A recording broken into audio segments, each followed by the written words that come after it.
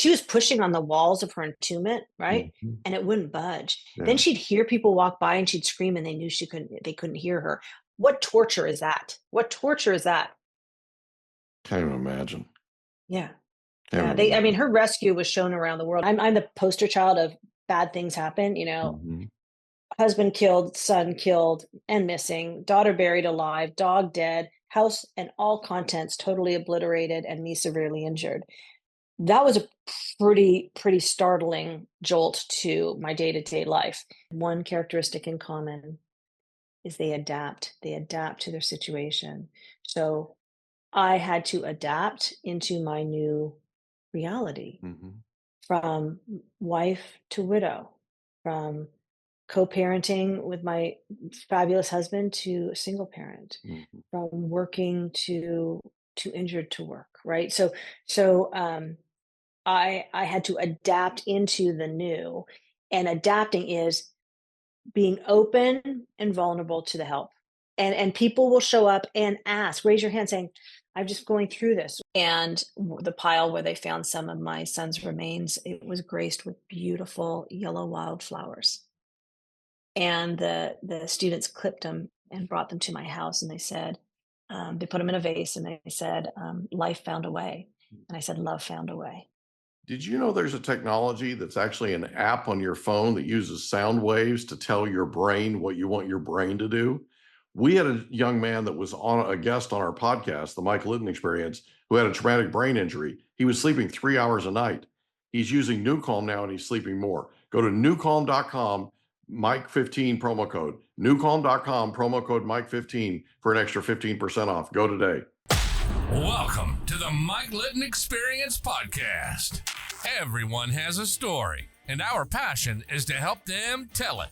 Mike is passionate about being a father, a teacher, a realtor, an investor, and a leader. And now, introducing the host of the Mike Litton Experience, Mike Litton.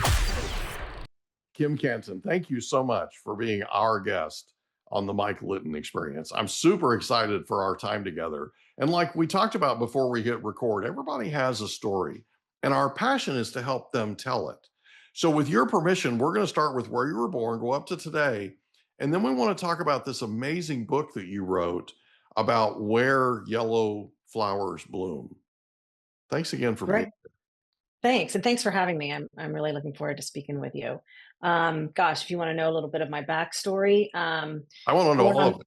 all of it, all the juicy details. Born in the Northeast, and lived there through elementary school. And then my dad got a job transfer, so it landed us into Southern California. So I Oh, became a California kid at that point, which is very different, right, from the Northeast. kinda. Kinda a few years ago. But I fell in love with it, Yeah. and went to high school there and went to college, went to the college in town, um, and then, my first job out of school was in Southern California, and I sold fax machines when people didn't know what a fax machine was. And you had to say, Ooh. magically imagine this paper Oh, we're going from dating here ourselves, Kim. to, We're dating I am ourselves. totally dating myself. And they sold for $3,000. Yeah. And it was a conceptual And they were sale, but this big. they were huge. They were huge. And we had to stop at a payphone to call in to see who They were the called. size of a small car. I mean, come on, They man. were. I Yeah. know, but it was really awesome. And I had Yeah. some fabulous clients. Richard Gere was a client. Arnold Schwarzenegger was a client. Like Oh, cool. because I had a really cool territory. And Yeah. so it was fun. I was young and I was enjoying what I was doing. And, you know, in sales, they do sales awards. So I was winning some awards and trips, which was fun. But my boss that I really admired went to a company, with one of the Johnson and Johnson companies that was starting to lead or wanted to make a sales force around laparoscopy. Mhm. And that was where they would do tiny incisions versus a big muscle cutting incision. And it was mostly around gallbladders at the time. Mhm. And so when recruiters called and said, hey, we know you're doing well in sales.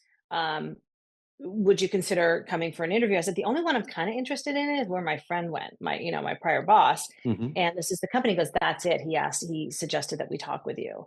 So I went to speak with them, There you and go. it was Good. awesome. It's good to know people. Yeah. And it was sales in an operating room working with surgeons. And that Yeah. was fascinating with high-tech technology that was really revolutionizing the way surgery was being done. And so it was in the 90s, and it was the most vibrant time. Everyone was excited. The surgeons were excited.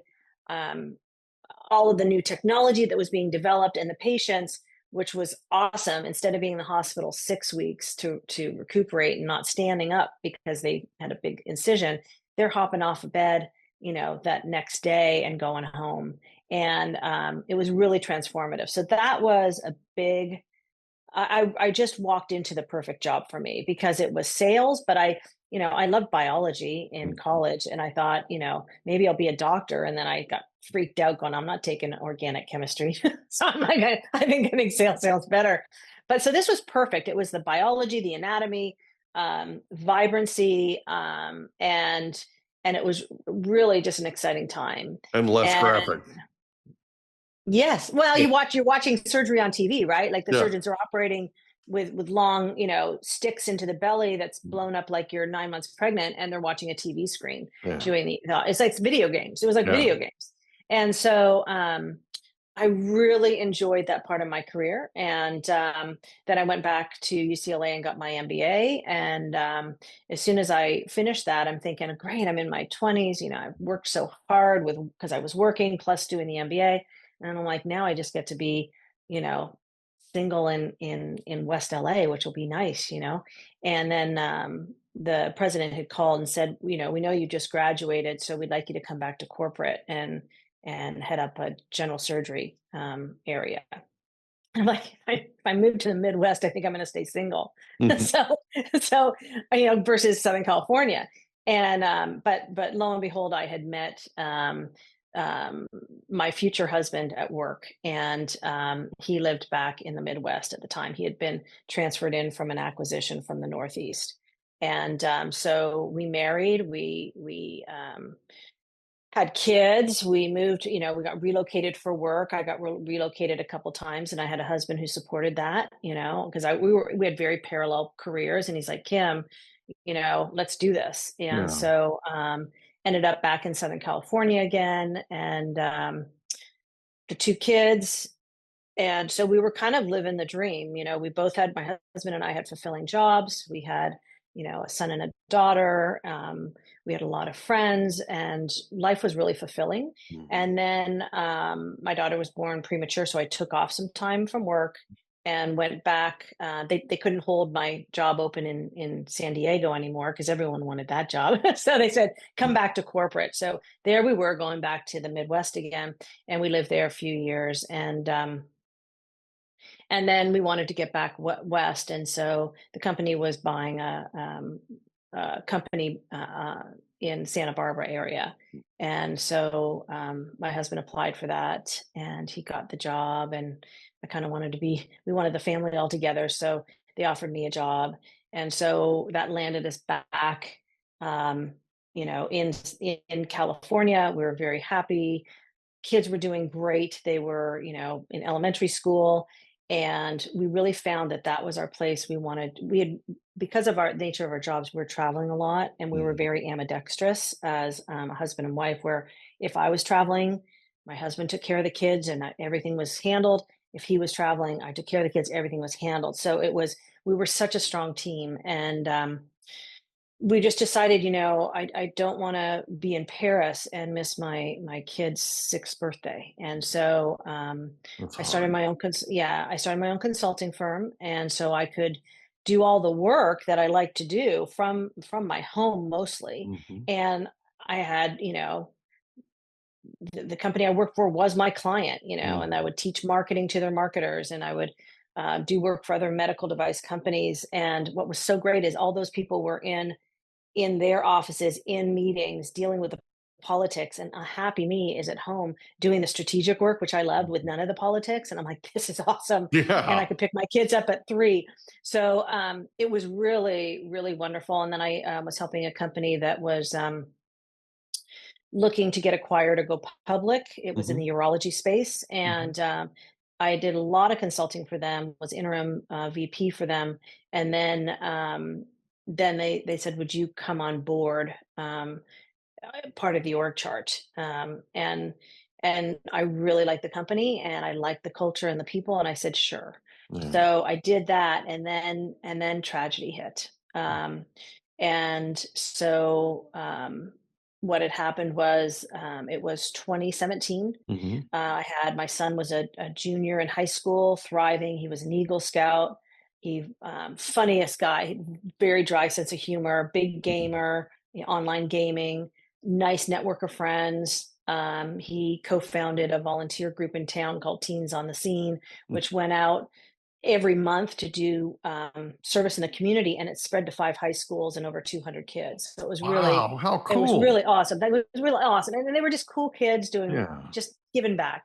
And then my daughter was 14. She was in middle school, and she was in musical theater, and she liked to sing, and she's chatty Cathy, likes her friends, going down to the main street and watching movies and doing all that stuff. And then what had happened in late 2017 is there started to be a wildfire in Ventura County. Mm-hmm. It was called the Thomas Fire. Yeah.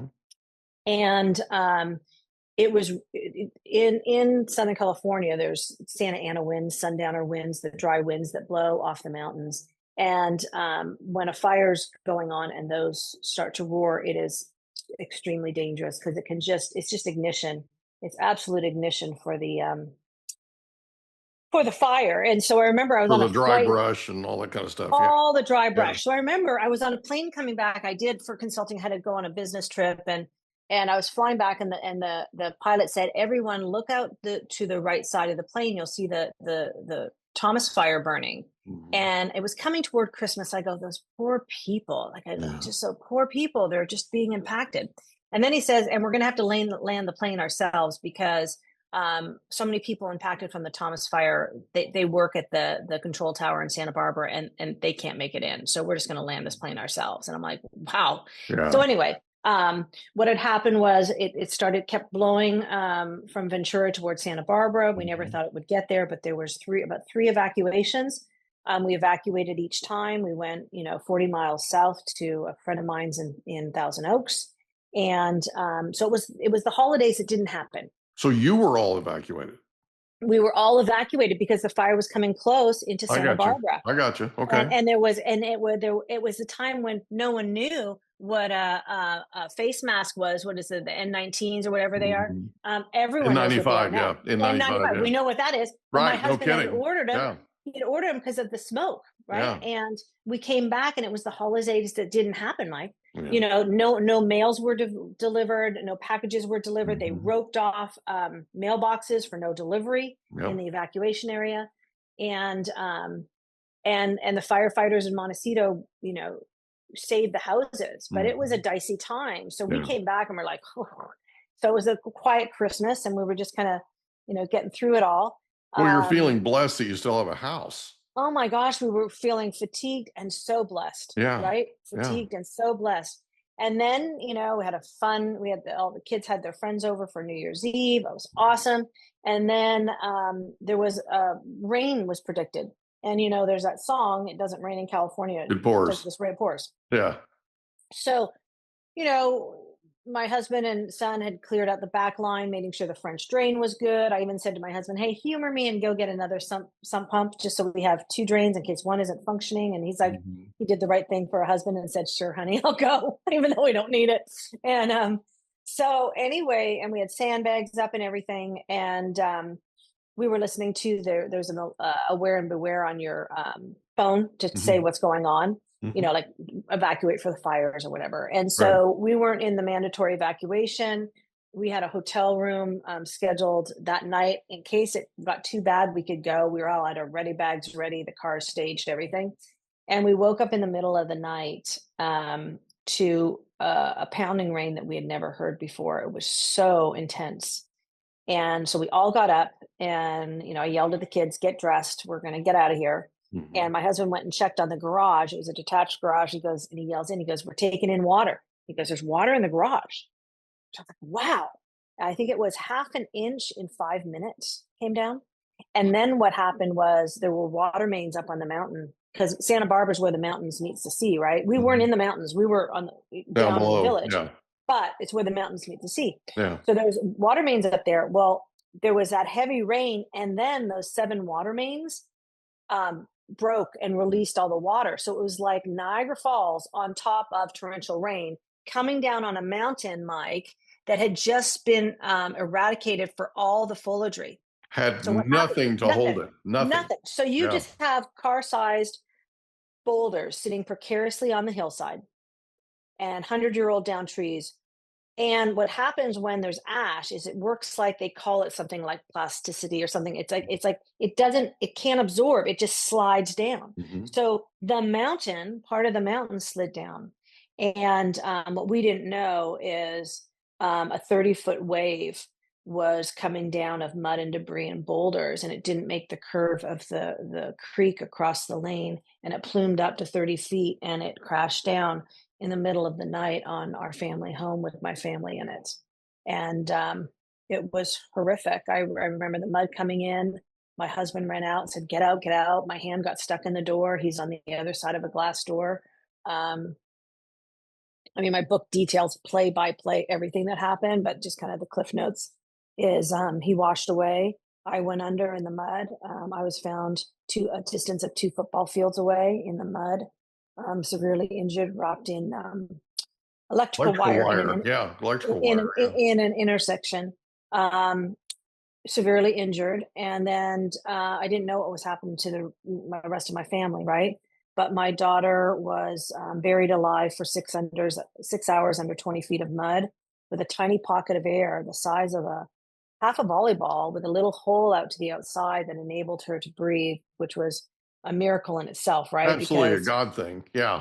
oh, right, but Yeah. the pocket of air didn't end up, Mike, by her belly button. It didn't end up by her elbow. Right. It was right here where she needed it. Right. And with the air tube, so to speak. Right. Yeah. and then there was, if it can't be any more fun than this, there's a gas fire that explodes in Montecito. So the sky went from pitch black to eerie, like nuclear bomb Orange. yellow. Yeah. Well, when that happened, there was the gas leak sound. So it was really hard for them to hear anything, and they couldn't use electric tools. So even for them to hear her was a miracle. And then it took them 2 hours to get her out because they couldn't use power tools. Right. So it was just unbelievable. And I ended up in the hospital.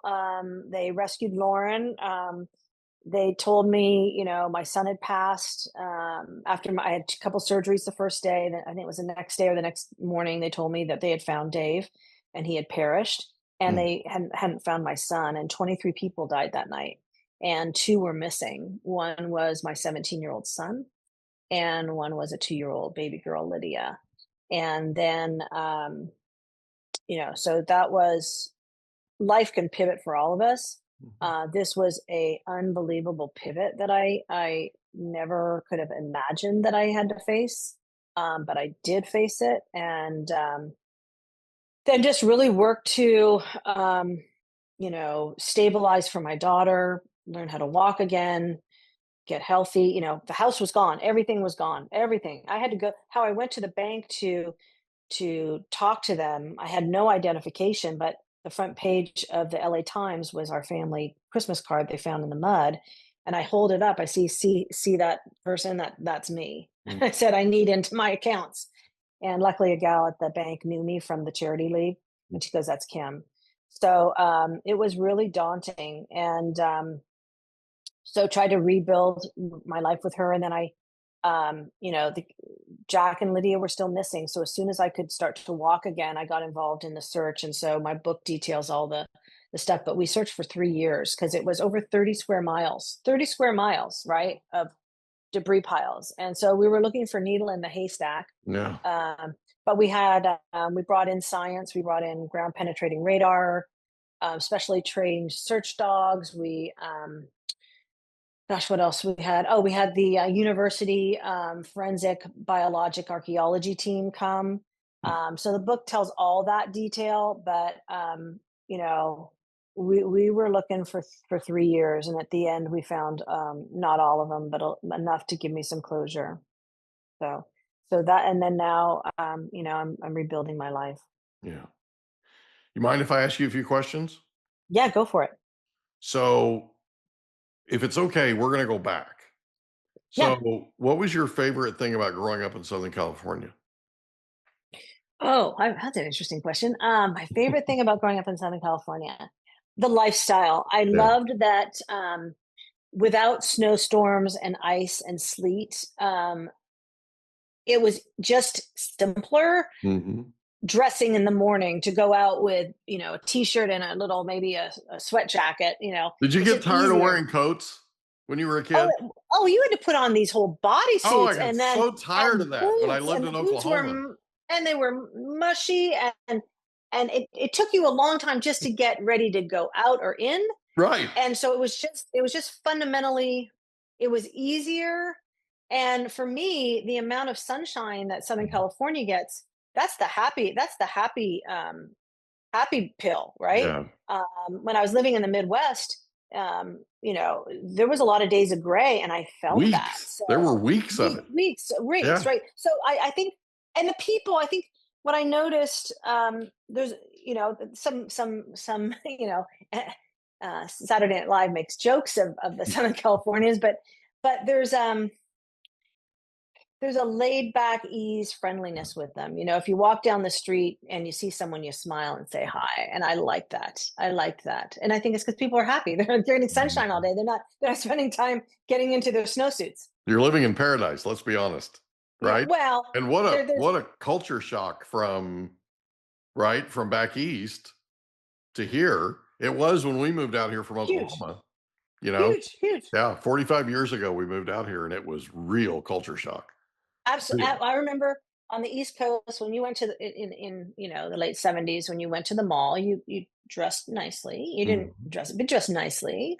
And in general, what my experience was, I don't want people to say I'm totally off marker, but if you didn't know someone, you often didn't engage with them that much, Mhm. right? But once you're friends, you're like friends for life. Right. So anyway, I go to the mall for the first time when I'm 12 with my family, and I see this woman in a muumuu in curlers in her hair. So I'm like, okay, she didn't get the dress up message. And then she walked by me and she says hello. And I'm like, this is crazy. Yeah. This is crazy, because I wasn't used to it. But Yeah. now I'm the person, I was like, how are you doing? Yeah. I love it. I Yeah. love that. But it was just it was culturally different. Yeah. Totally agree. Growing up, who was the most influential person to you? Mm. God, that's a hard question. We have a lot Growing of up,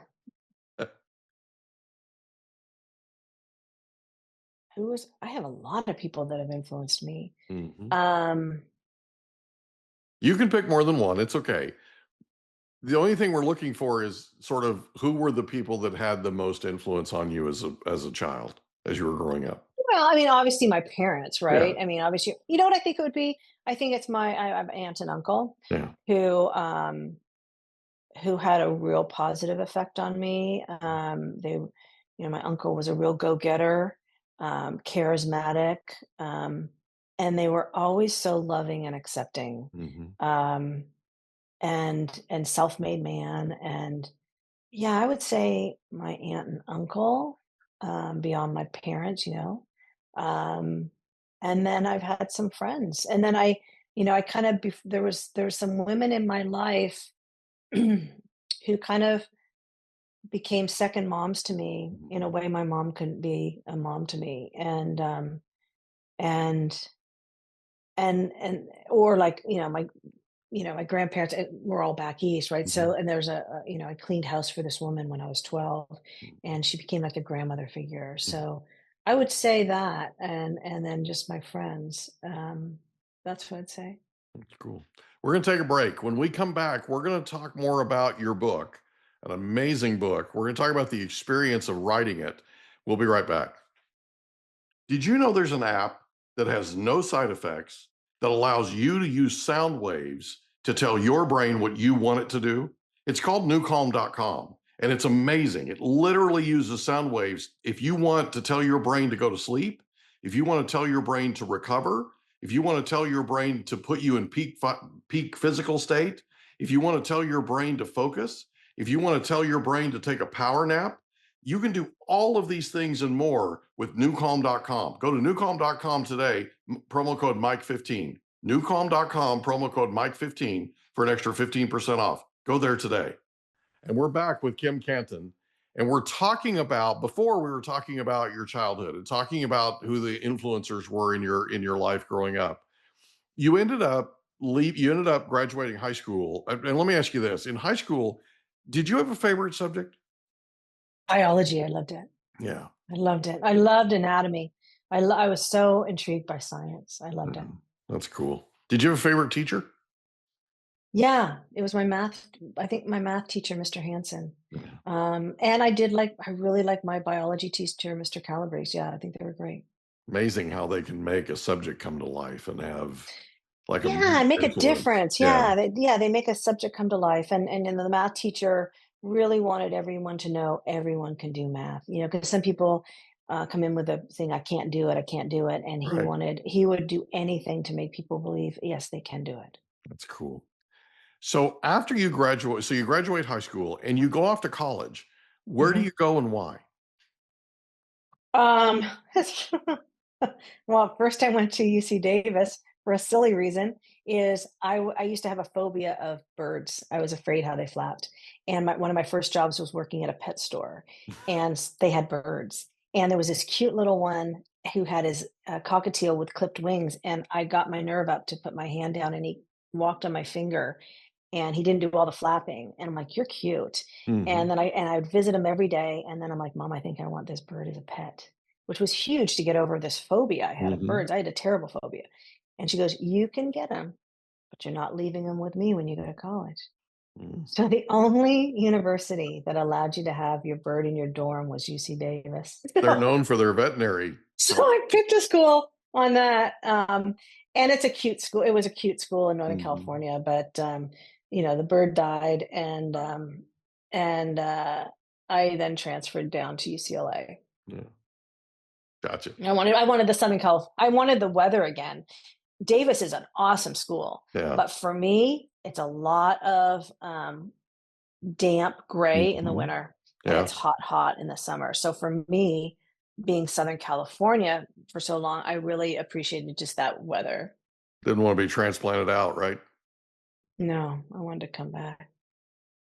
So you come back to UCLA, you finish, you go to work, and you end up going back to school to get your master's. Can you talk about that for a second? Because there are people that are listening to this. We're in 66 countries now worldwide. And I know there are people listening to this that are thinking about maybe going back and pursuing their master's.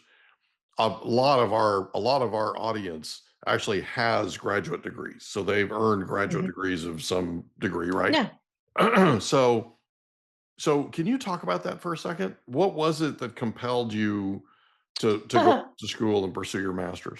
Well, it was in the time I really liked the company I was working for. I knew I wanted to, and there were so many opportunities for upward mobility. You could stay in sales, you could go into marketing, you could do finance, you could do all these things. And it was a time of the companies used a lot of consultants. One was McKinsey, right? And McKinsey was coming in and said, everyone in marketing, you need to have an MBA. And I don't know if that was, I think yes, it was helpful for some people to understand that, but understanding how surgeons use the device in surgery and how the nurses work with the devices to prepare them for the surgeon, that intrinsic knowledge and the procedure can be maybe more important in marketing for technology. So I think there's a balance in everything, but it became flavor of the day. And so I'm like, I do want to, be able to advance. And so they were willing to pay for my MBA. And I said, okay, I'll go. And so I found a program that worked with my work schedule. And I really enjoyed it because, I'd been out of school for a few years, and going back and learning is fun. Like learning anything is fun, right? So I was just thrown back into an environment where I was learning new things, learning finance, learning Black-Scholes formula, for valuation of options, learning. And then you're meeting new people who are learning with you. And that just becomes a growth a growth opportunity. So it became a growth opportunity for me. So I really, really enjoyed it. And I didn't think, I'm like, I don't know if I could do it. I don't know if I'm smart enough. I don't know if I can do, I don't know if I can compete in business, because I did a lot of biology stuff and I didn't take a lot of the maths and all that other stuff in undergrad. So I didn't know. And so it was a personal challenge for me to go to a very good business school and say, can I do it? Here's the thing is I almost didn't get in. Mm. Actually, I didn't get in at first. I really wanted to go there, and there's different business schools, but UCLA was rated very high Mhm. and very theoretical. I wanted a really good understanding, and you have to take. They look at your what career you're doing, what your undergraduate was, Mhm. what are you doing now, all that stuff. Mhm. And then they make you take a standardized test called the GMAT. Well, I'm not very good at those, and I got a Neither. really low score. So I call the director and I said, he goes, Kim, everything on your application's awesome. Your undergraduate grades, your job you're doing now is phenomenal. All this stuff. He goes, but you sucked on your GMAT. And I said, here's the deal. I said, what score do I need to get? And if I get that score, will you save me a spot? And he goes, yeah, I'll save you a spot. And this is a score you got to get. I don't remember what the score was. Let's say 1150. I'm making it up. I don't know. So anyway, I went and practiced with Princeton Review every Saturday. So I'm in my 20s working all week. And then Saturdays I'd sit at my kitchen counter with a timer, egg timer, timing myself, taking these practice tests and going to like Princeton Reviews. And when the score came back, I didn't get 1 point above or 1 point below. I got the exact number he said to get. And I'm like, I got my spot. And he goes, Mhm. yes, you did. So I really felt proud that I knew I wanted it.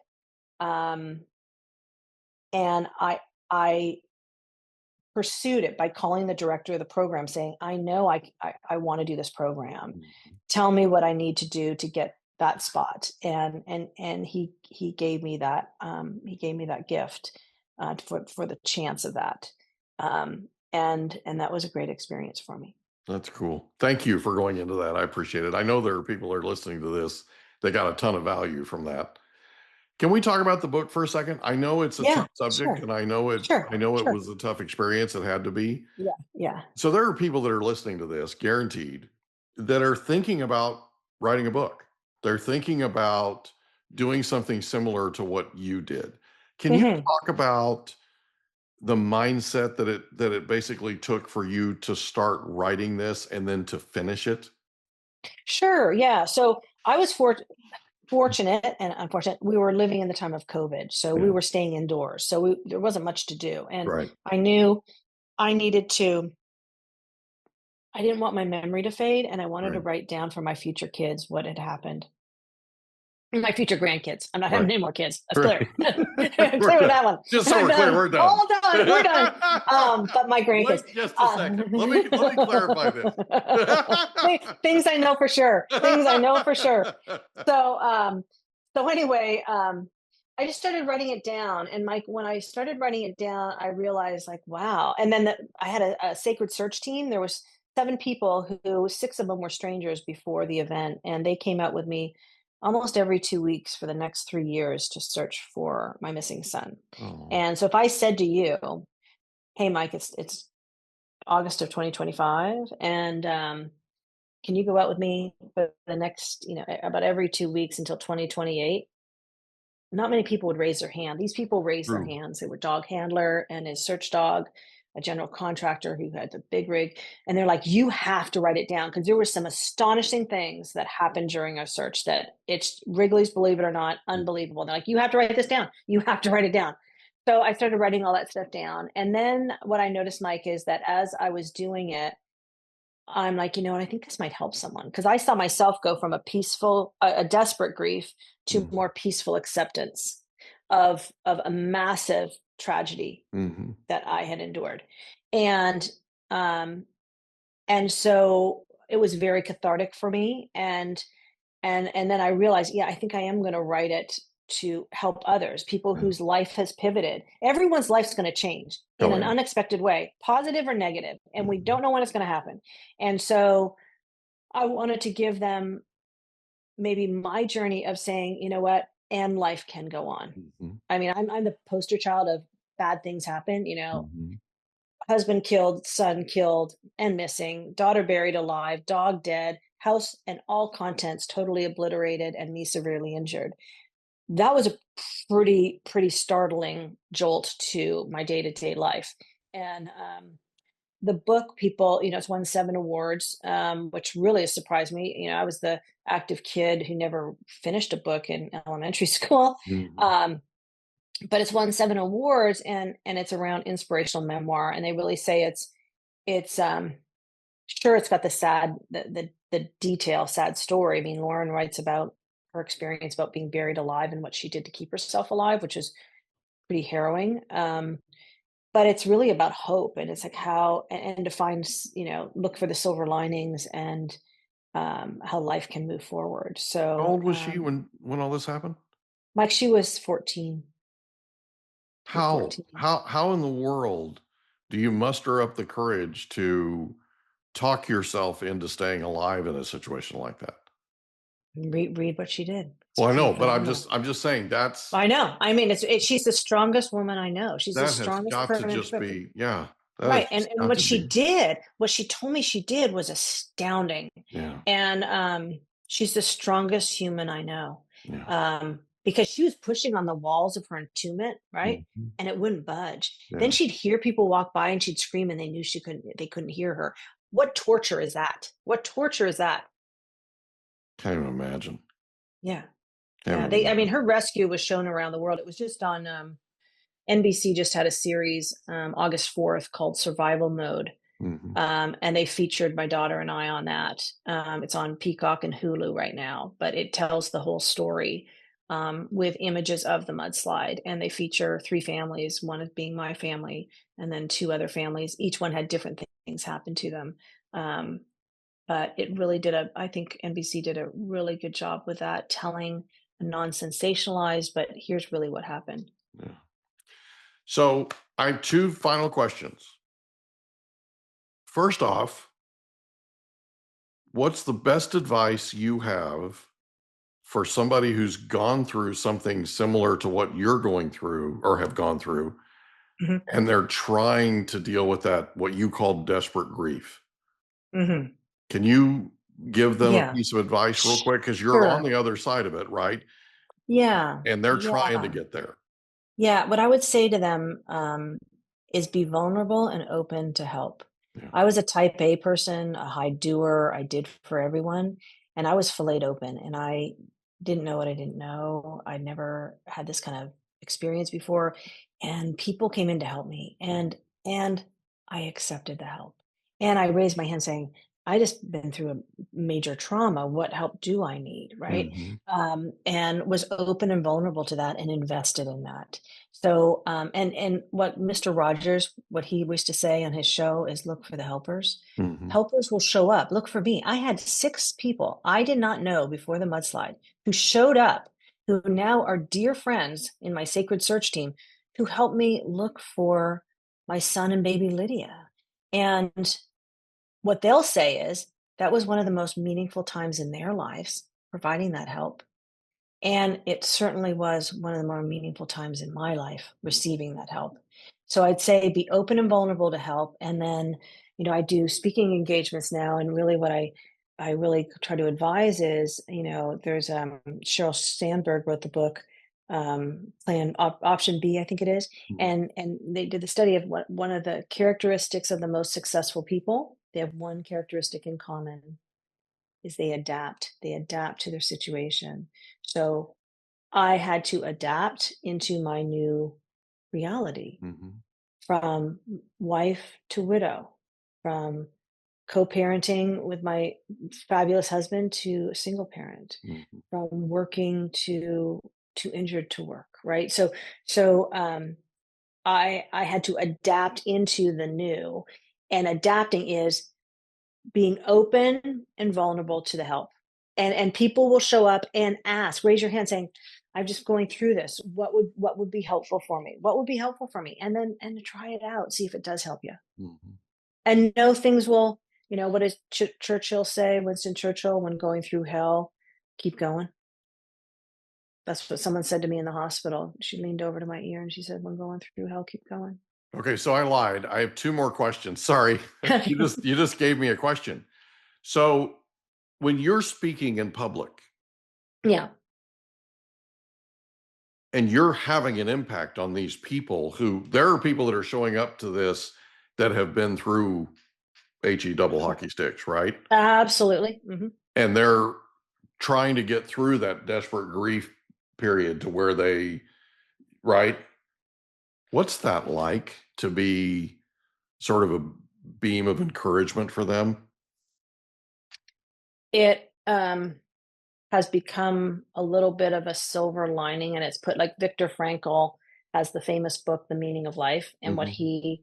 he says is, if something happens to you, something really bad happens to you, sometimes the best way through it is to do something to put purpose and meaning for it. So it didn't happen for naught. So when I see, I gave a talk and there was a family in the front row of a couple kids. They were young teens and their parents, and they drove, I think, 2 hours to come hear me talk. And they came because their son had just been killed, Mhm. and they needed to hear, they needed to see and hear that here's a mom who lost her son. Her son was missing Mhm. somewhere in a debris pile, and she can still stand up and talk and say life's worth living, and hearing their gratitude of that helped them is meaningful. It's putting purpose to the tragedy. If I can, like Texas, right? The Texas flooding just happened. I had media call me to talk to me about that because it's being washed away. Kids are missing. Are they going to find them? I kind of know that story. Um, and so I just feel for those people. And I'm saying, you know what? Just put one foot in front of another, get as much help as you can get. And things will get lighter. Things will get lighter. It's, uh, life goes in waves. And I think they needed to hear that. Okay, I keep coming up with questions. My goodness gracious, we could be here for 3 days. Okay, I promise these are the final two questions. Where Yellow Flowers Bloom is the title of your book. Yes. Mhm. Can you explain the title real quick?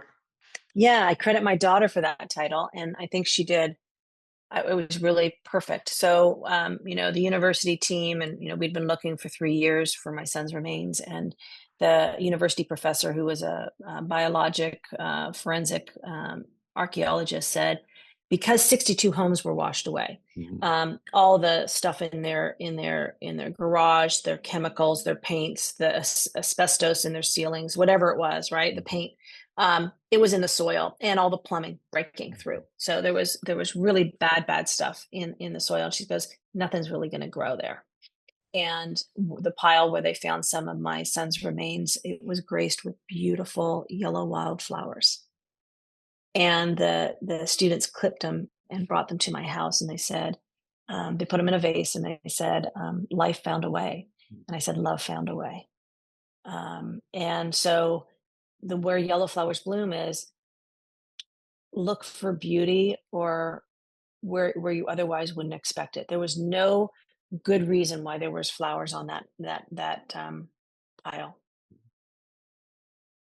That's so powerful. Yeah. Final question. I promise, final question. I don't know if I believe you, Mike. I'm just I'm having a problem with integrity today, man. So, What does tomorrow look like for you? what does tomorrow look like for me? Well, it's getting toward the weekend, and I'm gonna get my walk in. I'm gonna, actually, it's a special day tomorrow because my late son Jack had a friend, Ellie, who he adored, and I haven't seen her for a long time, and so I'm having her come over, and we're gonna go to dinner, and Mm, so I'm gonna see her tomorrow, and that it touches my heart when I see some of Jack's yeah. friends. And they're thriving. They're through college. They're doing their young adult thing, and it gets, it's a really lovely connection. And I so appreciate they love seeing my daughter and I. That's a real connection. Yeah, for life, I think. That's amazing. Yeah. Okay. So I'm last question. Do it again. Do it again. What's your future look like? Where do you see yourself in the future? Oh, I hope I'm contributing to society. I hope I'm a grandmother one day if my daughter gets married. I would love, it would be great to. I had a phenomenal husband. Um, I was one of the lucky ones, right? I was married 20 years to him, and I'd love to find, I'm in no rush, but if I could find someone to share my life with, I think that would be meaningful too. But I'm in no. I mean, it's just Yeah. I've got travel to do, I'm happy. You got to be content in yourself. You don't want Yeah. to, say I have to, have someone to fill a void. It's not that at all. It's just, I was really blessed with a really great partner and know how wonderful partner can be. So the book is Where Yellow Flowers Bloom. Bloom. Yep. Where yellow flowers And bloom on Amazon. Mhm. and so it's on Amazon. Is there anywhere else people can get Yep. it? It's some of the local bookstores. Sure, I think Walmart has it and Barnes and Noble, but Amazon's easy. And they also do the Kindle version or the Audible version. And I tell you that because when we did the Audible, my daughter asked, she goes, "Mom, can I read my part when buried alive?" I go, "You really want to do that?" And she goes, "Yeah." So it's a really powerful to hear me narrate the book, and then she comes in talking when she's buried alive and how she endured it. By the way, thank you for a lot of things, but it always means a lot when the author reads their words Yeah. instead of hiring some voice actor No, I had to. I it's had just to. not, it's just almost disingenuous, Right. I told myself I wasn't going to get emotional. Mm. That didn't work. Thank you so much You're for being welcome. our guest on the Mike Litton Experience. This has been amazing. I think Thank you. you're amazing. Thanks for having me. Thanks for having me. Take care now. Can I ask you a question? Did you know that there's a technology that uses sound waves that'll tell your brain what to do? There literally is. It's called newcalm.com. It can tell your brain to heal, tell your brain to sleep, tell your brain to do all kinds of things. It can get you fired up. It can be a pre-workout. Newcalm.com. And the promo code is Mike15. Newcalm.com, promo code Mike15 for an extra 15% off. Go today. And that's a wrap. Another episode of the Mike Litton Experience in the books.